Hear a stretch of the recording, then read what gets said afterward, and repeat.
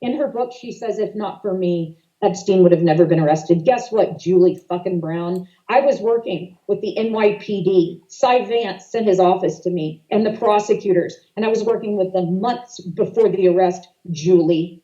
And nobody knew that. And you know what? Berman's not going to get away with that lie. I didn't let him. I didn't let him get away with the lie. So SDNY is the enemy of truth, the enemy of all of us.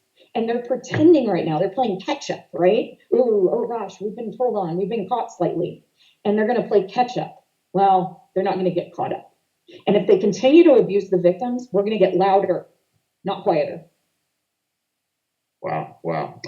And another question I had, just based on what you've mentioned so far, Maria, you mentioned Epstein going from the FBI to the CIA? Yes. What did you mean by that? Okay, so what I mean by that is, unfortunately, in this experience, we've had to deal with CIA.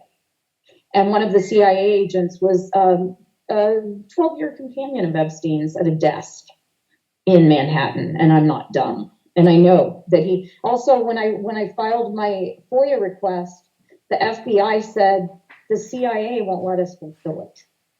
What does the CIA have to do with my FBI request? Nothing.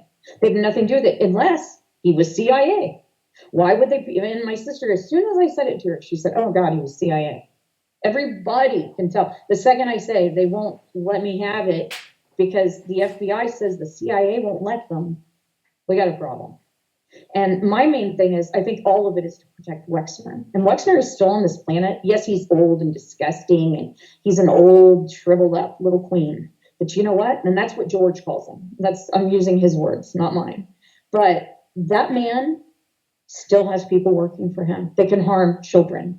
And until he's either dead and all of his employees are gone, and I mean dead, like passed away naturally, because I would really like to see them in prison, but it's been made very clear to me that he's not going to be held accountable. And so I just want to hold him accountable in the court of public opinion, just like Julie Brown and Vicky Ward, FBI and SDNY. They need to be held accountable in the court of public opinion, and we need to get this out there. And I hope you tweet this to Julie Brown, because I want her to know what I think of her ass, because she is one jerk to harm those girls who were harmed as children and lie about how they were harmed, to lie about it.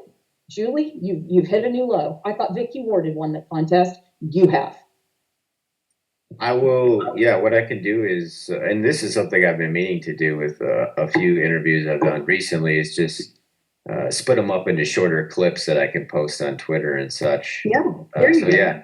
I could definitely do that. And then I just wanted to ask about your FOIA. What year was that from, and then what was that pertaining to again? So the FOIA.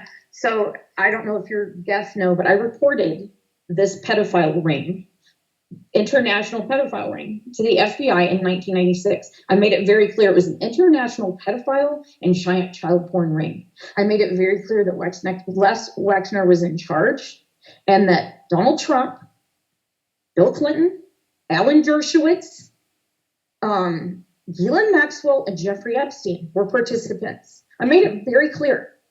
And I made it very clear again to a nasty ass pretend like journalist who is clearly an op. I mean, all of us are like, what kind of op is this? She's not even good. She's not a good writer. Vicky Ward is the worst writer. And it's been proven through other journalists who said she had to get her work all rewritten. Graydon Carter said she was embarrassing. No one believed her. So what kind of operative is she? And who pays someone like that? She's so disgusting. And I would just like to know what they're thinking. Like, they're going to continue to abuse victims for the government or for whoever is paying them. Is Alan Dershowitz paying them? We know that Julie Brown got a whole life given to her through Berman, the biggest scumbag liar ever. Julie Brown did not bring Jeffrey Epstein to the FBI. I did in 1996. And again in 2006, the FBI asked that my sister and I testify in a federal trial in Florida. We were asked to do this, and we were never contacted again.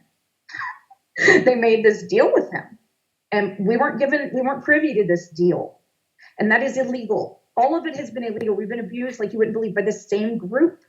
And they entail presidents and senators and congressmen. And you know what?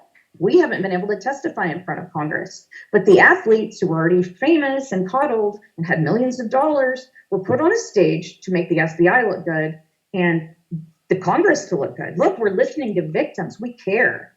And they don't want to hear what happened to some people who really were seriously victimized. I mean, you know, in a totally different way.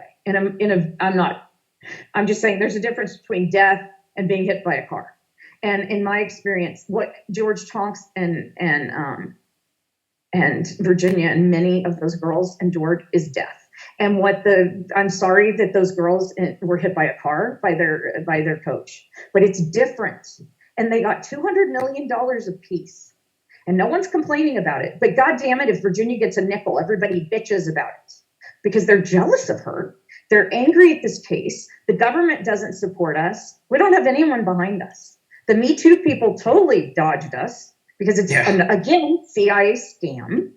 And and then they sent their little CIA trollops from Hollywood, the Hollywood trollops after us to contact us and bother us during, I don't know, chemotherapy. So, you know, I'm tired of the bullshit, Addy. And I'm pursing to note for emphasis. Of course. Feel free to do that whenever you feel like it, Maria. But we just have a couple minutes left. So, okay.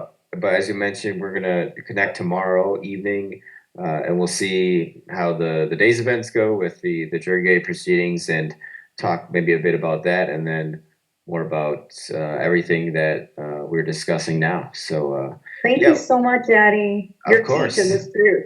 Oh, thank you, Maria. Where, because I know you're not on Twitter anymore, right? Where can people? No, I'm not. You know, you have a website Twitter, though, right? Or yeah, I love Twitter because there's a woman on there named she calls herself Kirby Summers.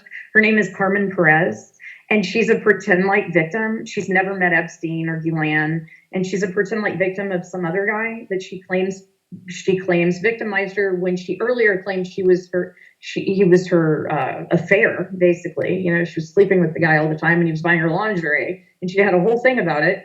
Anyway, she decided to determine my suffering, what happened to me, lie about every aspect of my life in this case, and I couldn't read it anymore. She was writing to my lawyers, and they're like, this crazy, you know, I mean, she's crazy.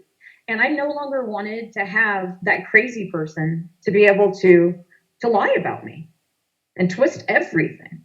I'm just tired of it. And she's not a victim. I'd like for her to prove in what way she was victimized. Prove it, lady. You know, me too, not.